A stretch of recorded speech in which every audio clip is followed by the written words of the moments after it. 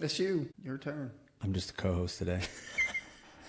All right. Well, this is Robert the Realist. It is. His podcast. But he is the guest today. The guest. Yes. He is. We got a lot of questions for him. So, Do you want to give backstory that I do. you've been on the podcast before? yeah.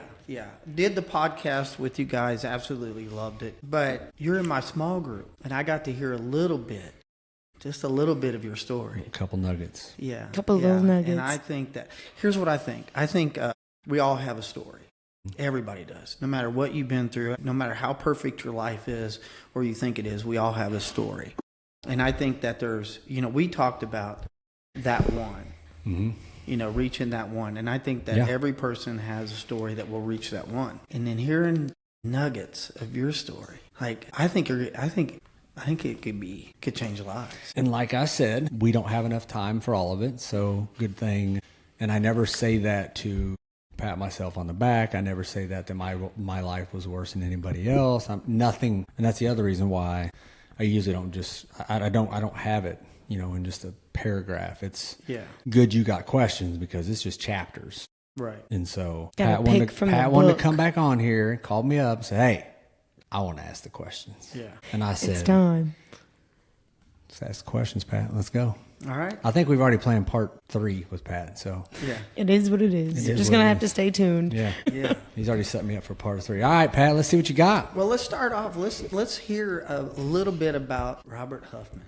Okay. Well, the easiest way to say it's self-made. Not growing up with a father figure and living on my own since 18 and barely passing high school, never been to college.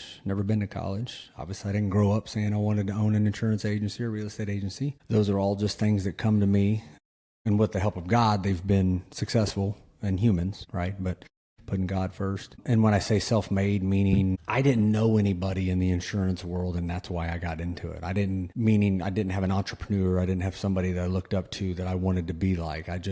Those things came to me as I was a good people person. And so with a lot of hard work, dedication, and one of my favorite sayings is being a student of the business. So it's like the real estate now. About 2 or 3 years ago, I kind of took a back seat to the insurance agency after I felt like I've turned it over to my boys and Nathan and Christine, and it was hard to delegate those things. But now I'm just looking at building a brand and oversee day-to-day operations and make sure tech's all up to par because I'm all in on real estate. Right. And so student of the business there, right? Learning every day, learning every week and coming to where I'm at now. But, we circle God and all this. Everything that I've ever done, I've dedicated it to the Lord. All my businesses, my nonprofits, I've been baptized, and I do give him all the credit. And I know, the football players and the basketball, I do. I give him all the credit. Thank you for letting me manage this. Thank you for giving me this license. Thank you for giving me this favor. Thank you for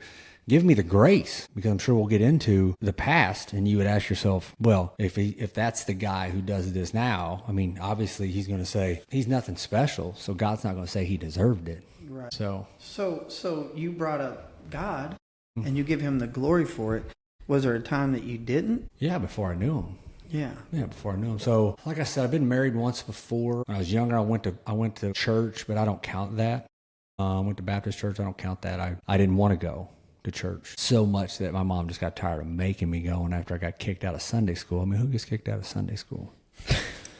After I got kicked out of Sunday school, I think that's when she just determined that that's it. I'm not going to make you go anymore. And until I went to a baptism at Family Life Fellowship, I probably didn't walk into a church unless it was somebody's funeral, and I don't go to those either. So that was, I always say 15 years, and I have to go back on social media and see, kind of when I was checking in there, and it was at least 14 years ago. I went to watch a baptism at Family Life Fellowship because I thought they were a cult. And if you look up the definition of a cult, that's fine. And I also got into it with Pastor Brad, and I've told that story before too, so I didn't know how well that would work out. And Pastor Brad said he seen me that day and thought, I don't know, not like he was going to do something, but he knew I was wild. Yeah. And the crazy part about it is, even when I started going to church, I still made some of the biggest mistakes a person can make in their life. Yeah.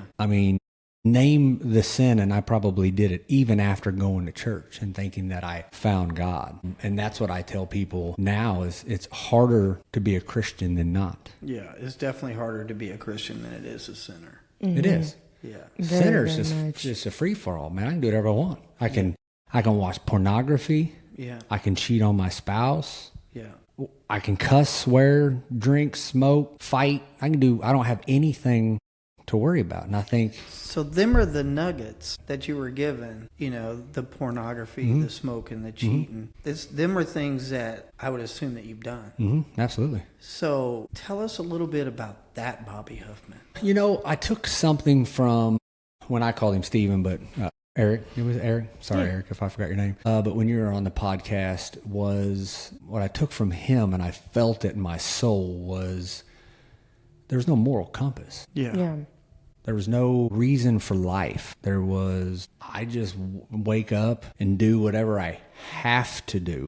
If that included work, and if I could get away with not doing that, I wouldn't do that either. Yeah. It was drinking, smoking, flirting, other things, doing all the things, right, that you wouldn't do as a Christian or before God. So it just, to me, I think the phrase would be no moral compass. Like, That's really, a good phrase. yeah, it is. And I'm Yeah. probably stealing it from somebody, let's call it borrow from somebody else. But I think that's because you don't have, and I don't want to say I didn't have anything to live for, because obviously I didn't want to kill that's not true either. But, those thoughts crossed my mind too, but I wasn't like, well, I guess I can't really say I didn't have one of those either. But I didn't have anything to live for, as in a purpose in life. I had a fiance or whatever at the time, and we just live for the weekend, and not pay our bills. I mean, get electricity turned off, or water turned off, kicked out of the house, live with their parents, because we chose to be drunk and drink rather than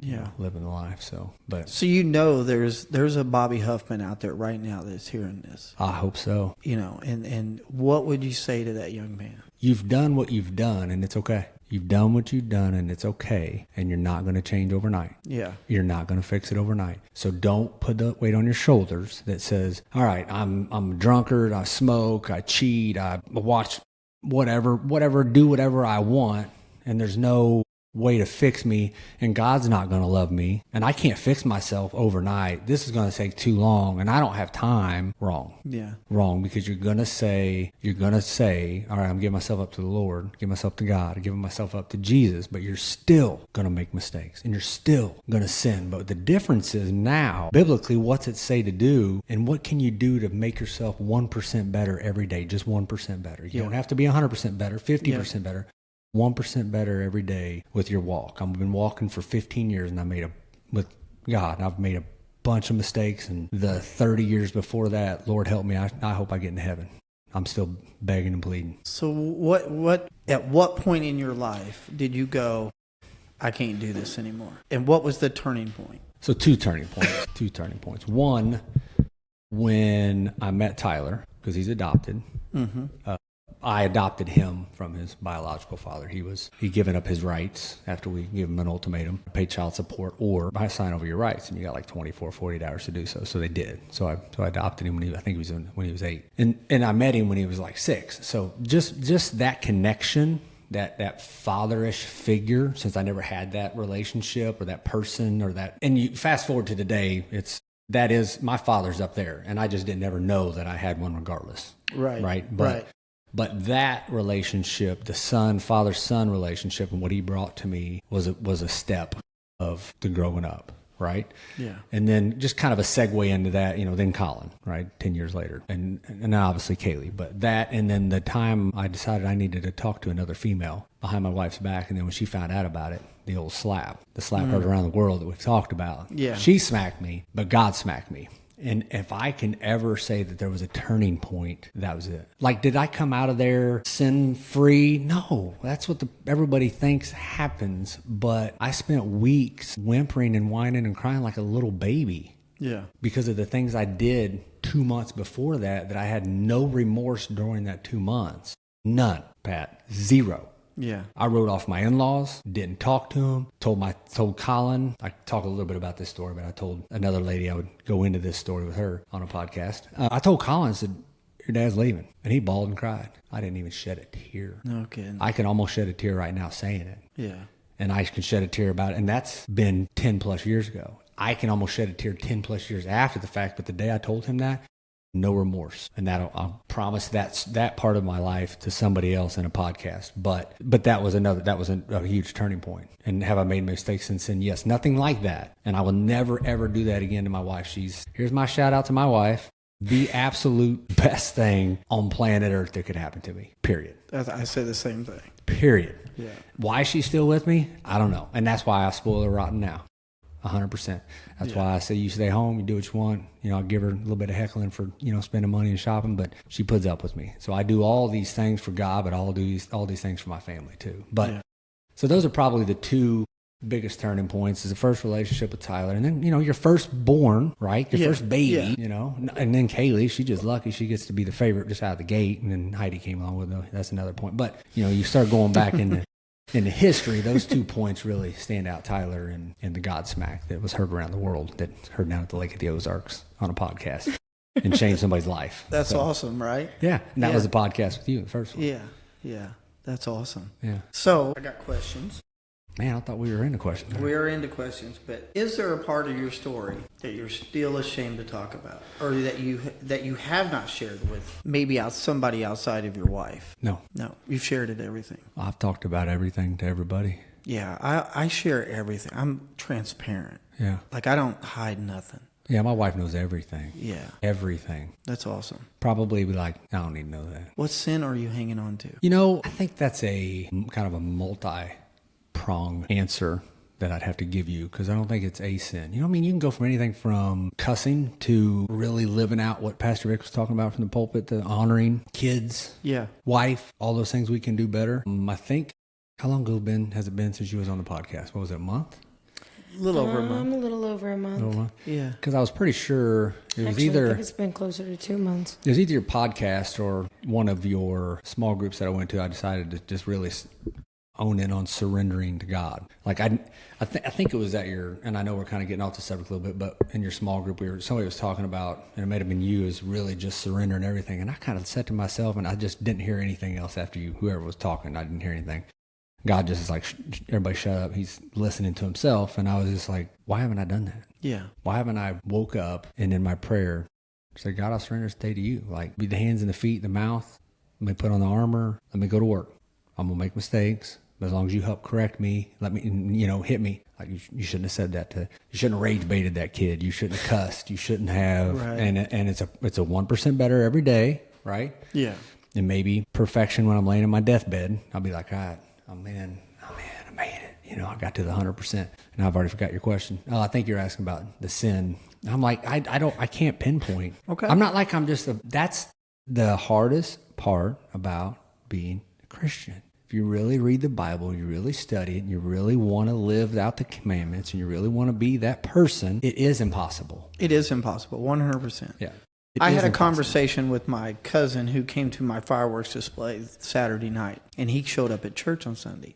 Last person you would expect to show up on church. He probably never thought in a million years he would come to church. But he shows up, and I haven't seen him for a while, since his father-in-law passed away. And he, we've done crazy things when we were kids together. Oh, yeah. And we've gone to jail together. We went to get signed up for the army together. And I think he went. I didn't get to go because of my past and everything. But he's like, I'm so proud of you. I want to get there. I feel like I want to have a relationship with God. And he's like, but I'm afraid to let go. And I'm like, it's not a matter of necessarily letting go. Mm-hmm. It's surrender. Mm-hmm. And let him take what he wants off of you. Mm-hmm. He will tell you what it is. People want to think that a Christian has to conform to Jesus. And yes, ideally, every day we want to be like Jesus. Right? But it's impossible to the best of our ability to be like him. Yeah. But it's impossible to be him. Absolutely. We've already sinned. Right. And we're going to sin. Right. Yeah. And he knows that. That's why he went to the cross for us. And I'm at a party, a 4th of July party. People are drinking, people are smoking, and I'm doing my thing talking about Jesus to these people. That's good. Right? And one of the guys is just really pretty well trashed. Yeah. And he's sitting there just getting in this conversation, and I'm sowing seeds, and that's all I can do. That's all you can do. Yeah, you that's know, all we're called to and for him to then show up, I invited him to church on Sunday, and he showed up. That's just put the seed, planted it. Yeah. Hit the dirt. The thing that you said to me at the last time we had our podcast, that I was on your podcast. Podcast today. This is the Pat Gwinner Show. That's right. I like it. You said just that one. And every day when you talk to somebody, when you come into contact with somebody, I've talked to people about you. And because, you're 10 years younger than I am, I think. I don't know. How old are you? I'm 55. I'll be 48 okay. in a month. So I know. Getting there. I knew Tyler's dad. I actually hung out with him and partied with him as a kid. And did not know he was his dad at first. And then I'm like, I got to find out who Bobby Huffman is. Because I heard a little bit of your story, and I'm like, I want to know. Yeah. I'm that one. Yeah.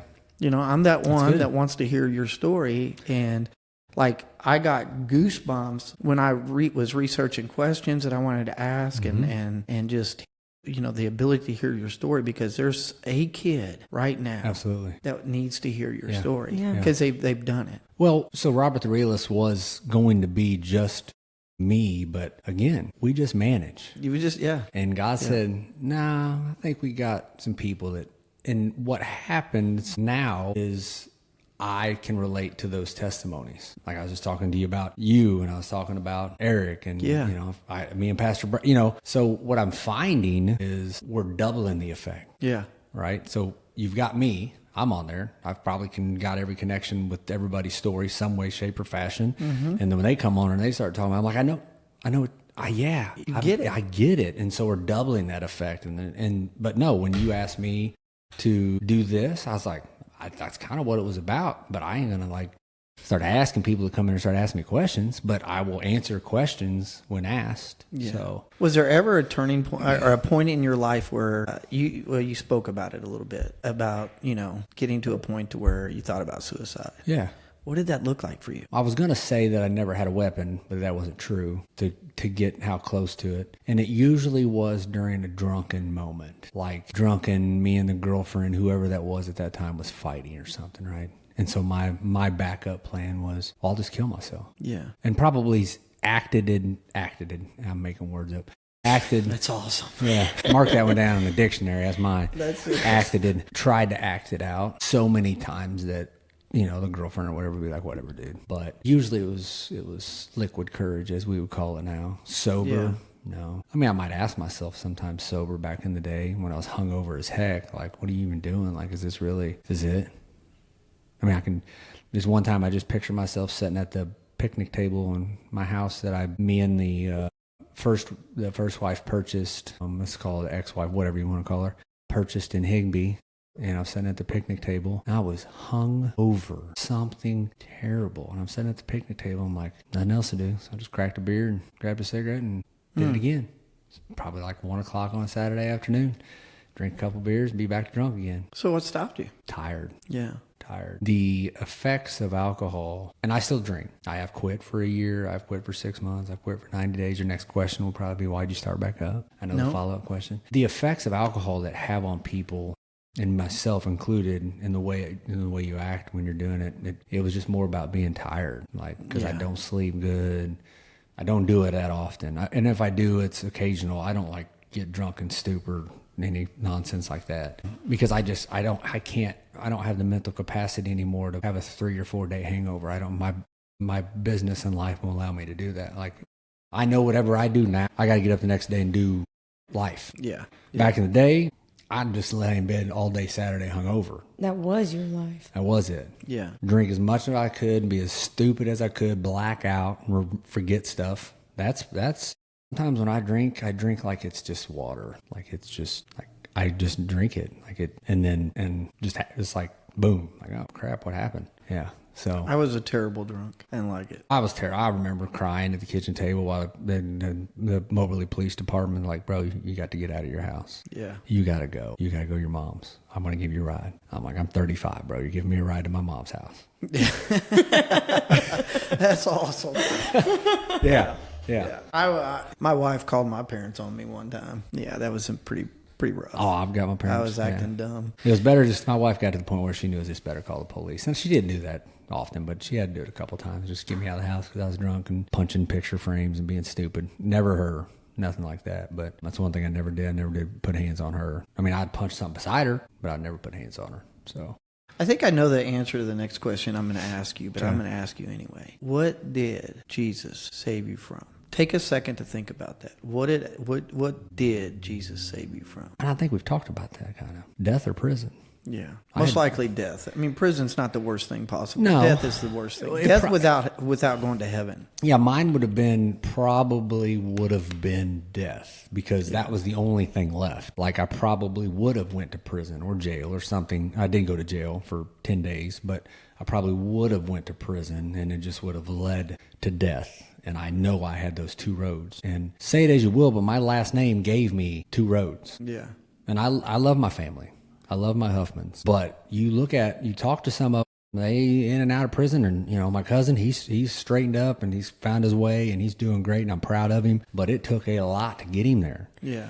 And I knew that I had that option to do the same thing. And I've got another cousin that, she's in insurance. She's done a great job. I mean, but you look at my dad, dead, right? And he died from, I don't know, whatever causes, but him and his brother, Chuck, would just get drunk, high, smoke, fight, rinse, repeat. Right. That was the option. That's where we grew up. That's what we seen. So we, how it is. That's kind of the route you're going to go. And I don't think without Mindy, I'm still on that road without Mindy. And that was kind of the cut. Now I kind of tried to swerve back over there a couple times, but yeah. Yeah. So, I mean, probably death. Yeah. Did that ever scare you? Mm-mm. Never did scare you. It really doesn't now either. Death doesn't scare me now. I think it scared me then. The way I die scares me. I never thought about it like that. If I just I die, concur. just die. But Yeah. I don't know. The way I die probably scares me more than anything. If I die, Yeah, I I just never- want to die. I just bloop right here, just fall. Well, yeah, over I mean, and- I think Done. everybody would want that. But that's I what I'm mean, saying, I don't so think I we don't- get that option. So you look at, and so my dad is an example. He did have some suffering. Towards the end, stroke, and then took it from there, right? And so, regardless of what we think we've done to help ourselves and better ourselves today from our past is still in us. I mean, it still has had its effect on our hearts and our lungs and our bodies. And that's why that's why I'm so weird about just staying physically fit and take the best care of, I like cookies and stuff like that, but I still try to get my water in. I try to do you know what I mean? So I'm trying to work all that part out. So if I do die, I'm that guy that worked out 7 days a week and just fell over from a heart attack. That's what I'm, Yeah. If you're gonna give me something, just give me that. Yeah. It'd be nice.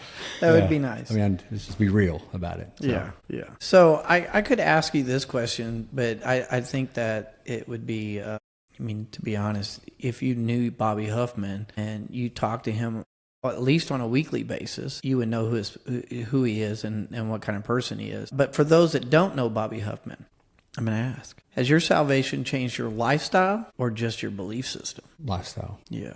Mm-hmm. It was a belief system. That's where it starts. Yeah. That's where it starts. Because you got to believe. To begin with. Absolutely. If you don't believe that Jesus walked on this planet, that's a start. Yeah. That to me is where you start. Because that is statistically proven more than anything else on this planet. So then I go, okay, all right, so this guy walked this planet for 30-some years. He's perfect. He did this. I've watched all the Chosens. I've read I've done all those, trying to get... I'm a visual guy. I do read, but that's where it starts. And then the faith grows from there, and then you got to believe he had a father. Yeah. Because then you got to believe that he did... he came back 3 days later. Nobody else does that. Yeah. Nobody else does that. And then you read all the things that he did and the miracles he provided and the kids he brought back to life and his friends he brought back to life and all the things that he did and the power he gave to the, so it just expands. And then it's a lifestyle. Yeah, I think, when I thought about that question, I thought, I agree. You have to believe to begin with. Absolutely. But then when as transformation took place and I start to see God do all this stuff in my life, then it became my lifestyle. Like it is, most people probably that don't know me or heard anything about my past, they're like, no way, right? But for me, it's like, this is who I am. This is my life. Yeah. I owe him everything. You take Mindy. You owe him for Mindy just being there. That's right. You owe him for Tyler showing up. You owe him for your business. I mean, you give him all the credit for it and everything else.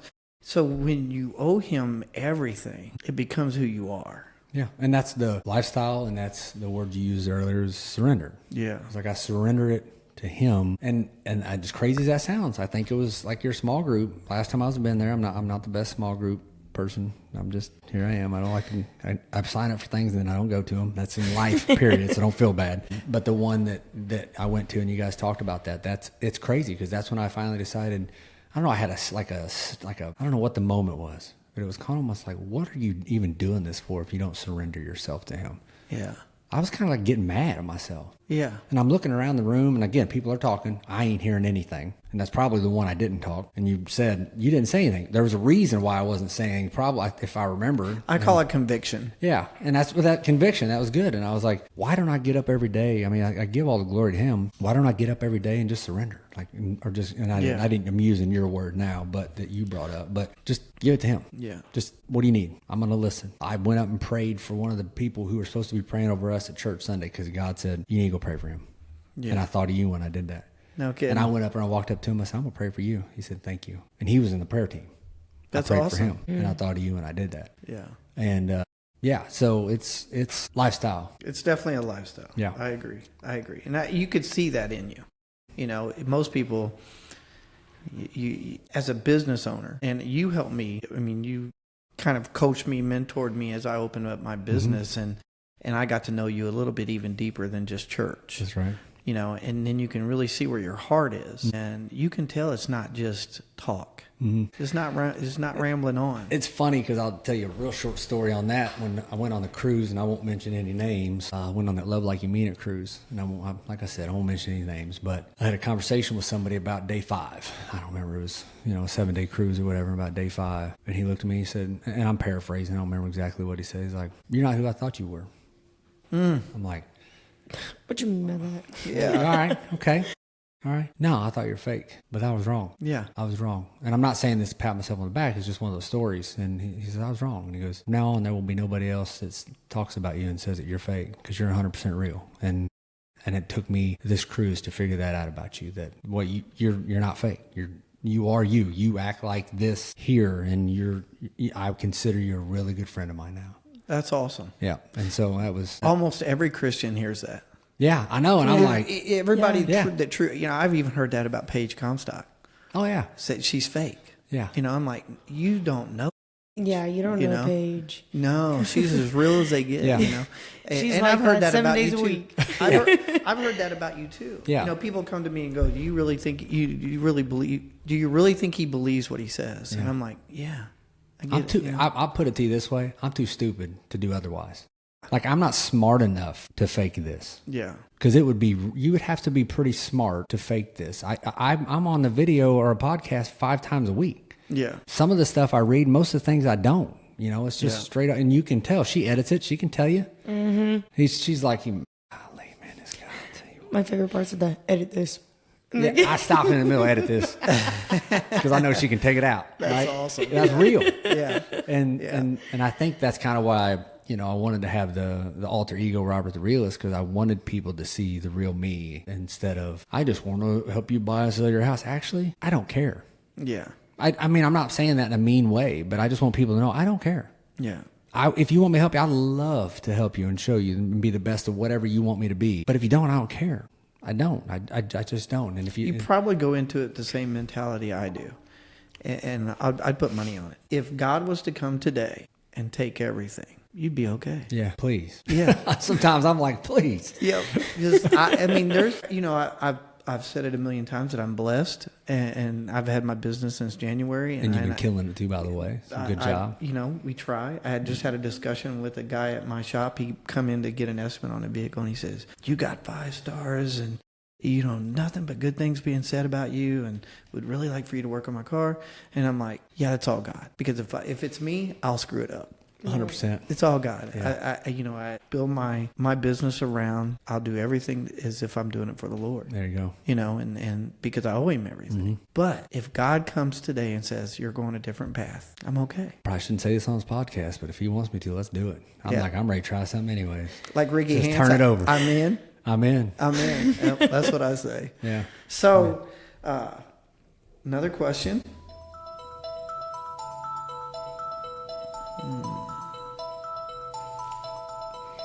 You got any like music you can play in there? Yeah, you got music there. Oh, I will. I'll find some. She will. Do you have somebody specifically outside of your family? Because we all, as a dad, it is our job to lead our people, our family, our kids, our wives. It is our job to lead our families to heaven, right? Is there someone specifically that you know that you would like to lead to heaven? I have to get back with you on that one. That's a tough question. It is a tough question. Yeah. It is a tough question because the people I hang around with, they're all like-minded people. You know what I mean? Like, Yeah. I'd like to get some of them into church, Yeah. but they're believers. So I'm not saying they don't need to be led, but I don't know a lot of, in this lifestyle, Yeah. I don't know a lot of people who aren't. Right. Because that's who I surround myself with. Right. They may not go to the same church, but they believe in God. You know what I mean? Right, right. So is there somebody that's in your past that you would like to see, God touch their heart and just, by your testimony, that one person that you would intentionally like to lead to heaven? I don't know anybody specifically, but I would hope that my dad's in heaven. Yeah.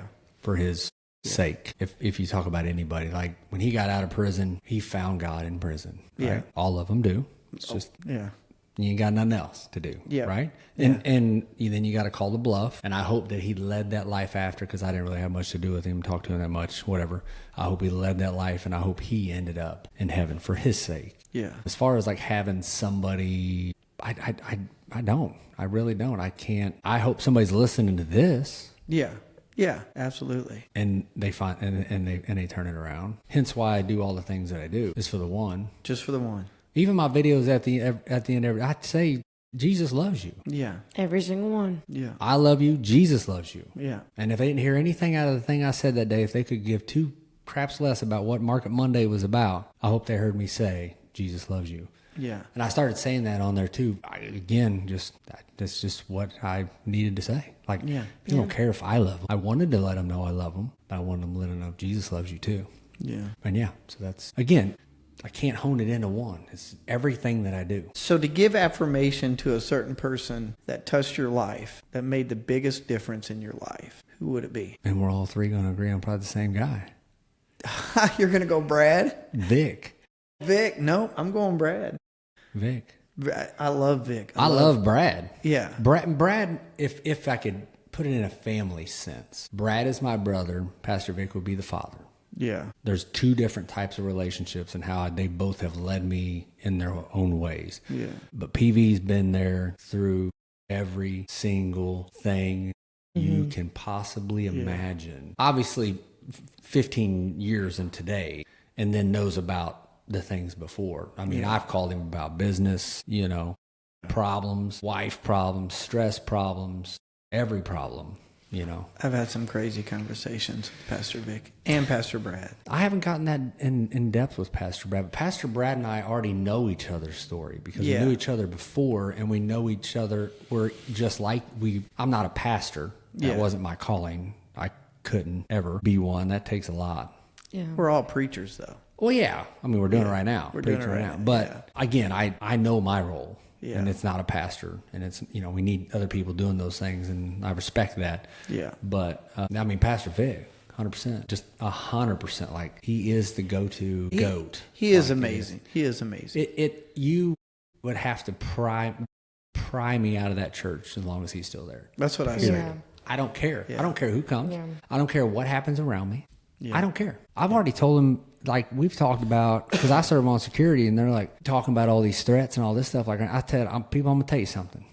I'm going to be very blunt with you. I will shoot somebody over Pastor Vic. Yeah. Absolutely. And I am carrying in church when I'm following, and I'm not playing with you. And they're like, well, this old guy did this and that. I'm like, I will put him in a chokehold and carry him out like that. Yeah. Well, you can't. No, that's what I'm going to do. Do you want me to be on security or not? Like, that's it. Yeah. Like, It is what it is. Take it how it is. It is what it is. Pastor Brad can hold his own. Yeah. You know? Yeah. Well, it's just an old guy.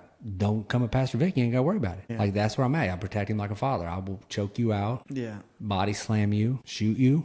That wasn't a gun. I mean, I know that might be a little extreme, but it's true. It is. It's true. Yeah. And then, and then that relationship's obviously grown a lot stronger since, when he went into the hospital. I'd mess. And like, I wasn't a mess any more, any less. And I didn't want to take anything from anybody else. But when he was I was off. Yeah. A lot of people were off. A lot of people were. Yeah. A lot of people were off. He's touched a lot of lives. Yeah. I just sent him a message today. Just the encouragement. Here's the thing about him is he shares in the growth track how he wanted a church for the unwanted.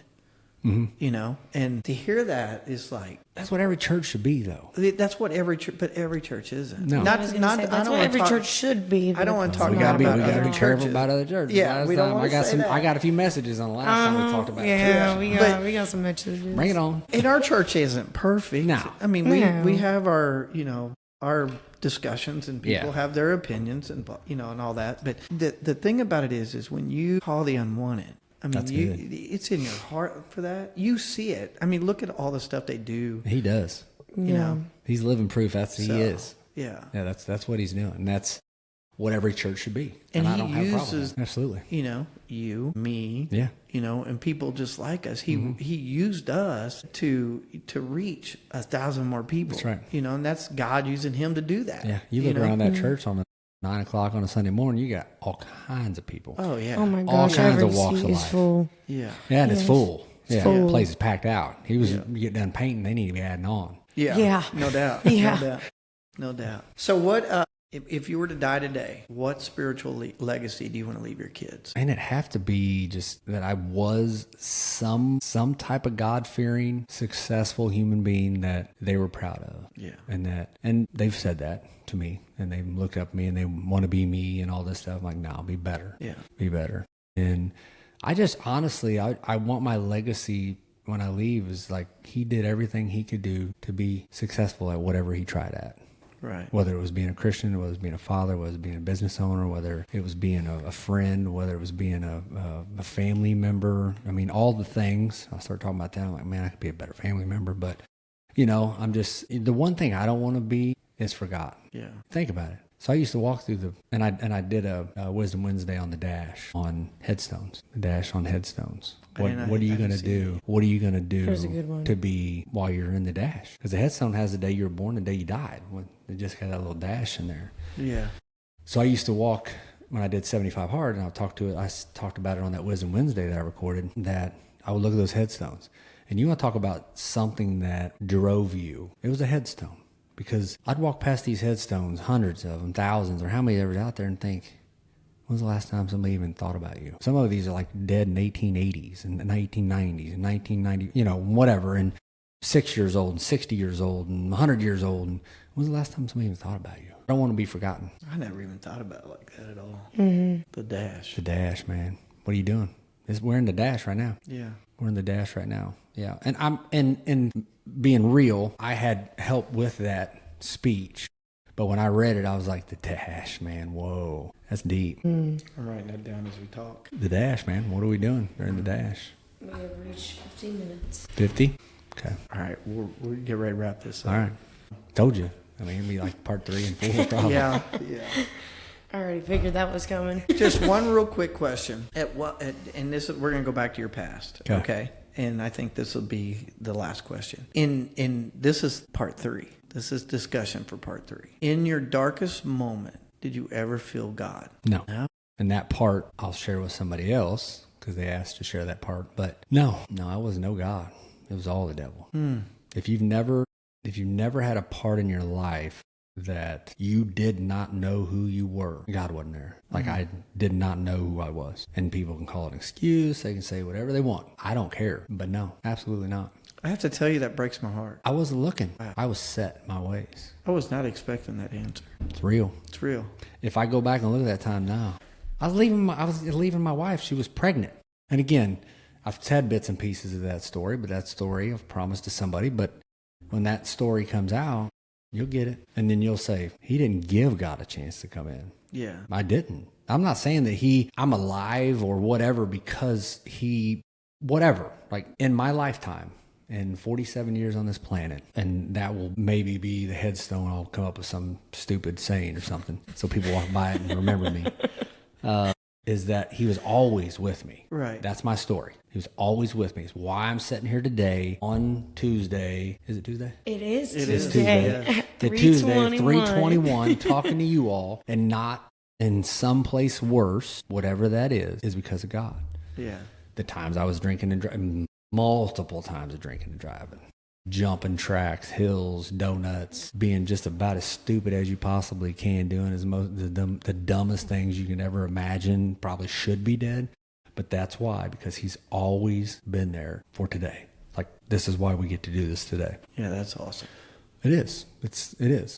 Tomorrow, maybe. Isn't promised to anyone. It's not. People think I'm joking when I put that on Facebook. You got to wake up today. What are you going to do with it? Yeah. And I'm not saying that I get up every day and I'm like, you know, oh my gosh, bro, I just wish that alarm clock would go off. I just want to stay in bed all day. Yeah. I think I did that this morning, actually. So, I mean, I tried.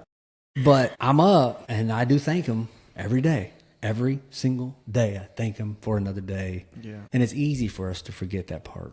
Yeah. That tomorrow's not promised. I love him, Pastor Vic. He can say that till the last day. Yeah. Because it is 100% true. And so when people see me post that, I'm not playing with you. I'm like, you could die tonight. You could die after reading this. And not wake up. And not wake up. Well, you're going to be dead. So you're not waking up. But you could go to bed tonight. And if I'm going, that's it. That's my way right there. That's my way. I don't want to. I love my kids. I love my grandkids. I love all my friends and family. And I don't want to. That's it. But if I have to. That's the way. That's the way. That's the way. All right. So gearing up for part 3. That is Bobby Huffman. Yeah. That is Bobby Huffman. That's nice. That's it. Did you get some clarity? I did. A little bit? I did, yeah. I can't wait to hear the other testimony. I think it's about 2 or 3 months of my life. Yeah. Yeah. Yeah, we got to get that on the calendar too. Yeah, has that not been scheduled yet? We have to. So I'm excited. Just really quick, you said you went through high school, no high school diploma? Oh, I got a high school diploma. Oh, okay. You got a barely. high school diploma. Okay. I cheated. Okay. Yeah. I didn't cheat to actually get it. I cheated to pass. Yeah. Like I get that. Yeah. Yeah, barely a high school diploma, and as close as I got to college as I did a college visit. That was it. I don't even know why. I just get out of school. Yeah. Yeah. I just got out. I said the heck with it. I probably wouldn't have made it another year, but I got on some type of work program where they thought I was leaving, and I only had to do like 3 or 4 hours my senior year, last half of it, to say I was going to work. I wasn't going to work. Oh, so you're why all of those regulations are in there now. Yep, that's exactly right. Yeah. That's what I told Pastor Vic. The gravel, we used to call the City Hall parking lot gravel pit because it was gravel. Yeah. And when they did the car cruise and everything, and we were talking about it, and he said, you don't remember the car cruise? I said, yeah. I'm the one that ended it. I'm the reason why they stopped doing it. Yeah. Yeah. I got tired of the law getting called up there all the time. Yep, that's exactly right. Yeah. That's So, all the place was. It was a big fight. That's all it was. The car cruises were cool, I love the car cruises. but it was just a big fight. Yeah. Looks a little different these days. It Now does. They It does. got some sense up there now. They didn't have any sense back Lots in of the day. rules now. Yeah, they got rules and regulations. We saved you a lot of headaches. We did. You get more education. Yeah. Right. Everything happens for a reason. That's right. Just so you know. You're welcome. I did you a favor. Yeah. Well, thank you, good. Bobby. No, thank That you. was awesome. That was good. Yeah. That was good. And hopefully everybody, per usual, gets something out of it. Absolutely. That's why we're doing it. She's already wanting to kick us off. If Yeah. she'd have an outro, she would already be like playing the outro music. We know I it'd be time to go. I So. would. But no, Pat, I appreciate you coming in. We'll set this up for part 3. You know, you're a good friend of mine. And don't let Pat fool you. He's a great guy. He's a great business guy. He's doing good things, big things.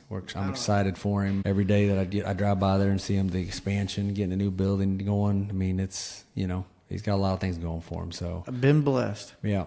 And we Been relate blessed. on that. Yeah. And that's why I helped. Whatever I did to help him is because I knew that he would do it all for the Lord. So, Yeah. and that's why I help people. Well, I appreciate it. Yeah. I really do. Yeah. It's an amazing friendship that we have now. That's right. Yeah. That's right. So that's what I mean. You're already past me. So I mean, my friends are already with God. They're walking with Him. Yeah. I'm gonna have to go out here to the corner and hang a sign up and just say, hey, somebody you haven't found God, come see me. Pat told me to find somebody. I'm just gonna stand there with a sign. That's right. Come be my friend. I used to My friend that don't know God. Come be my friend. I used to make fun of them that stand on the street corners and, want to talk about God and everything. And now I'm standing on the street corner talking about God. Now you're that guy. I'm that guy. Now you're getting honked at. All right, guys. Well, I appreciate everybody tuning in. And remember, like, subscribe, comment, all those fun things. And we look forward to seeing you next time. Robert the Realist out.